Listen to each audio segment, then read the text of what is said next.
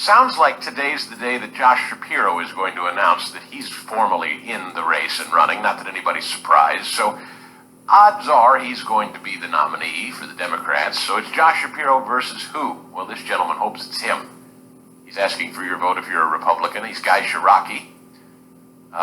Formerly, I guess I now say formerly, right? The president, CEO of the Chester County Chamber of Business and Industry, South Philadelphia's own. Back with us on Philadelphia's AM990 The Answer. Guy, good morning. By the way, Guy for Gov is where you find him online. Hi, you Guy. Welcome back. Good morning, Chris. And unlike our Attorney General, I have not spent the last 6 years planning to be governor and using taxpayer dollars to help fund my campaign for governor. Like many people, over the last year or so, I felt called to do this because of the injustice that Tom Wolf and Josh Shapiro foisted upon us. So no, the Attorney General is going to tell us what we've all known for 6 years, that having used the office of Attorney General to promote himself while abandoning our cities, suing employers, ignoring our students, and watching Tom Wolf and helping Tom Wolf take away our liberty, he now would like a promotion to have even more power over our lives. And I think that that's absolutely ridiculous and the last thing we need, and I intend to do everything in my power to make sure not only that he doesn't have that ability, but that we peel back and get rid of what Tom Wolf and Josh Shapiro have done to us for the last 18 months. Guy, you said something interesting, and I want to explore it for a minute, if you don't mind. I'm just fascinated by it.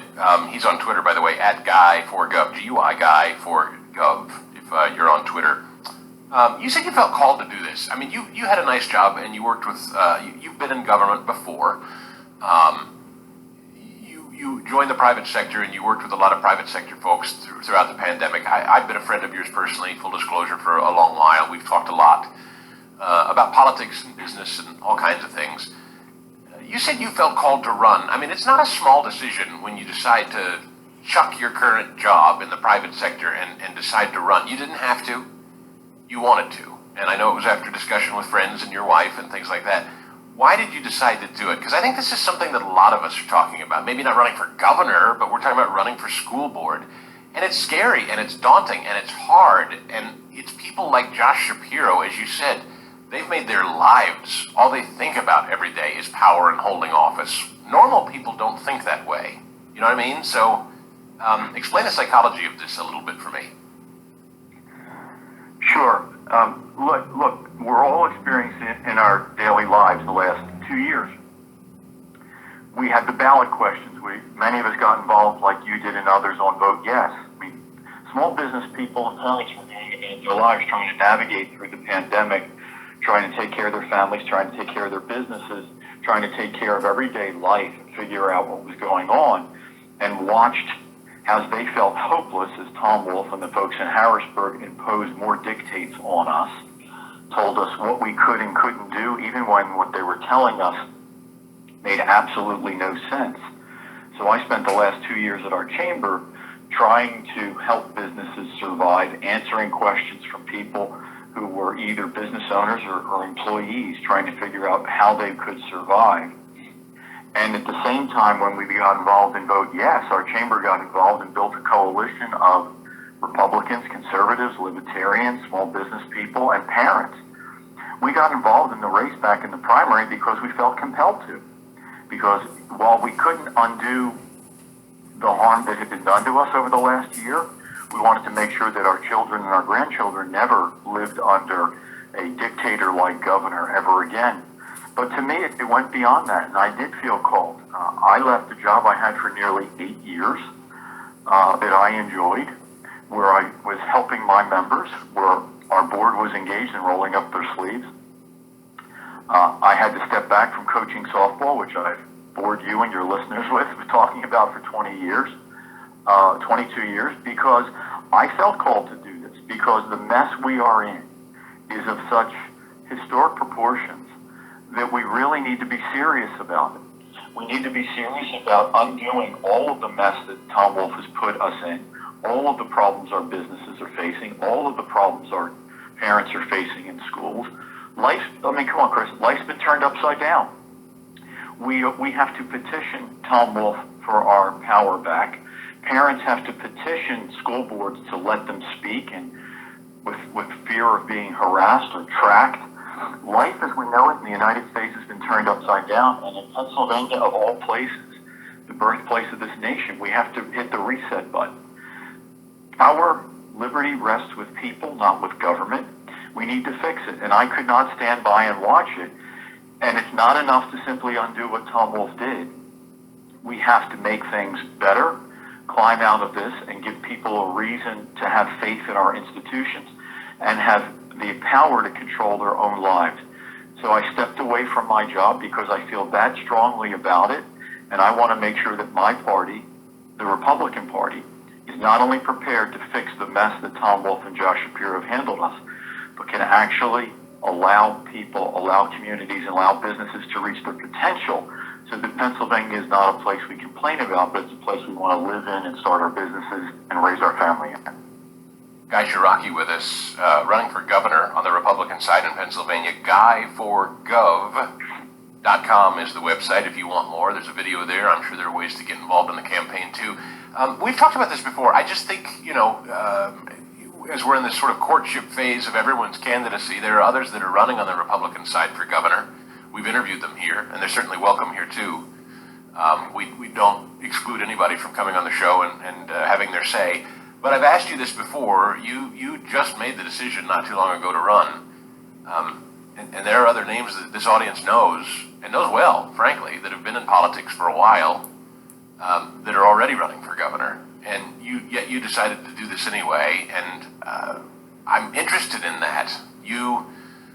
It's not about beating them up. I'm not asking you to, but why did the slate of candidates that had already declared that they were basically interested in doing this, why did you decide you felt you needed to jump in too? Because, this is always interesting. This is that weird time where this audience is trying to sort out those that are active and vote in primaries and try to decide who's the Republican they want to take on Josh Shapiro. They're listening to you, but they're thinking about other guys that are in it.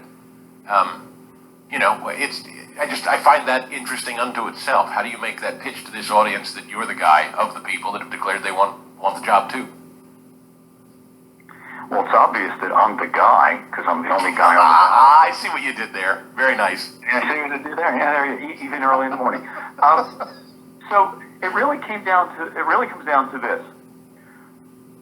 There are upwards of 12 people seeking the Republican nomination. There are a whole host of people running who've never worked in government, who've never sat in a room with legislators, who've never had to meet with citizens coming in complaining about something or asking to do something. Now, some would say, may I interrupt you? Some would say having never worked in government is a badge of honor, and they like that, some would say. I agree. I understand.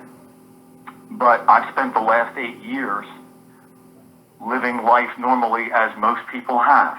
I've spent the last 8 years with my family, going to church, coaching Little League, coaching softball, running the chamber, meeting with businesses, and seeing the harm that's been done. At the same time, I was chief of staff to the lieutenant governor. I did work in the state senate. I have a sense how it works. I've also represented organizations trying to support choice in education, trying to support and expand opportunities for kids to go to different schools to succeed. So in a field of people where a handful have really never worked in the legislative process, in a field where some people have all they've ever done has been in government, I stand uniquely positioned as the only person that's worked in the legislative branch, worked in the executive branch, but has also spent the majority of his time out in the private sector doing the things that most people do every day in terms of going to work and helping businesses. So first and foremost, my background is unique. And secondly, I'm not sure that any of the candidates understand the harm that has been inflicted on our local businesses and on the employees, and understand the pain and the angst that many parents feel, not only trapped in the inner city, but in some of our most celebrated school districts, as they're feeling their power slip away and watching what's being foisted on their children in terms of what is a so-called curriculum. So I think I stand uniquely positioned as someone who has all of the experience you would want. Because at the end of the day, this isn't a game. This isn't the Eagles versus the Buccaneers. This isn't about just beating Josh Shapiro. It's about beating Josh Shapiro to stop him from doing more harm. But it's about what can we do to do the things that you and your listeners and all of us talk about. What could we do to improve the business climate? What can we do to peel back regulations? What can we do to grow our economy? What can we do to empower parents? So I would say to you and your listeners, think about that. Who not only has the right ideas and the right values, but who's in a position to actually do the bold things that they do in Florida and in other states. And with all due humility, I didn't see any of the other candidates really speaking to those issues passionately or thoughtfully, and they hadn't yet convinced me that they were prepared or able to do it. With a Republican governor with an agenda, and with a Republican governor with a focus, with the Republican House and Republican Senate, we can do the bold things that you watch on TV at night being reported in states like Florida and other places. We can do those things in Pennsylvania if we really set our minds to it, and I intend to be that person. I hate to be the rain cloud, but you know there's also an audience out there that says this Republican legislature has been less than impressive and really let the Commonwealth down, and they don't have any faith in the Republican legislature. Even if they love what you're saying, they don't necessarily think you've got a legislature that will do the heavy lifting and help you. What do you say about that? Well, one, I wouldn't take my head off the pillow each morning if I was resigned to that. Second, I would say I've been there, and I know some of these folks. I believe that if we provide leadership and a path forward, we can do that. I think what has happened over the last several years is that we have not had a pro-conservative, pro-common sense agenda. We have spent so much time fighting back with the growing tentacles of government that there have been those in the party trying to protect liberty. There are those in the party trying to protect education. There are those in the party trying to protect the economy. There are those in the party trying to protect, people working in the gas industry. My point is, we have been leaderless, one, and two, the left and Tom Wolf have done so many things to us that we've been playing whack-a-mole. The difference is having a governor as the leader of the party that gets us united, gets conservatives united and said, these are the things we can do and we will do together to make our lives better, whether you live in the city, the suburbs, or rural Pennsylvania. So I think it's been a case of not having a leader, not having an agreed-upon platform, and not really understanding that we can't just chase what they're doing. We have to do it. Look, Chris, that's why I said my campaign is different. My campaign is different. I'm trying to build a grassroots movement and successfully doing it so far among all the people we worked with on Vote Yes, because at the end of the game, it is not simply beat Josh. It is let's do what we can do. So it will be crystal clear. Joe Biden ran a campaign of stop Donald Trump. That's what this campaign is not. This is not merely stop Josh. This is stop Josh so they can't do more harm. And now it's our job to do the things that conservatives and Republicans have promised to do. We know that it can be done in other states. We saw it done nationally. Time to do it in Pennsylvania. So we will find majorities in the Senate. We will find majorities in the House. We will make this a place where we can grow our economy. We will make this a place where parents are back in charge of what goes on in schools, and we will restore liberty. I will be the first governor who, at the end of my term, governor's executive authority will be less, because there's a difference between leadership and dictating. I commit to that. We will do these things. We will do these things, and I am firmly committed that we can unite a majority of our party to get them done. If I didn't believe it, I wouldn't leave my job. I wouldn't be on with you. I firmly believe we can do it. It's about leadership, building a team, and making sure that the folks listening to us today are part of it, because it's not enough to vote for me. It's not enough to make me win. These folks, all of our listeners, all of us have to stay engaged to make sure that I do what I promised and that the Republican legislature helps me do it. How can people help Guy Ciarrocchi if they like what they're hearing today?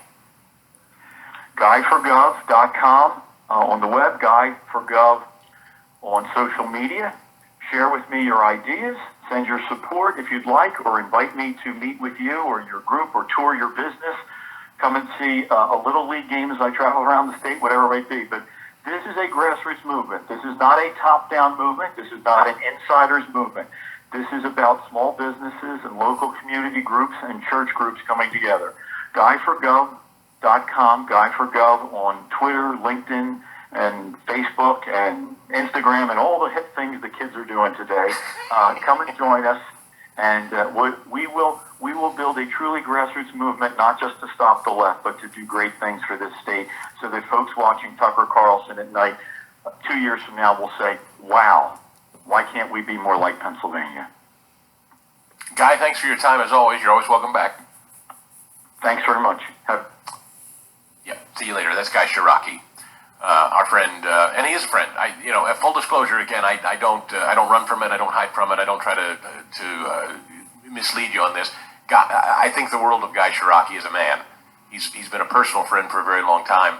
That he happens to be running for governor now is independent of me and the show, and I don't know anything about it other than when he told me he decided he wanted to run. So I wish him the best, and I can tell you with authority that the guy is a good, fine, decent man. He is everything he says he is. That is not to say that other candidates are not worth your time or worth a look, or that I'm, you know me on primaries. I really try hard to leave that to you and stay out of that stuff. But Guy is a guy that I can personally vouch for if you are trying to decide who you'd like to cast your vote for in the Republican race. And incidentally, all the other candidates are always welcome here. We have an open door policy here. So as they reach out and they wish to come on and talk with you, we certainly welcome them here on Philadelphia's AM990 The Answer.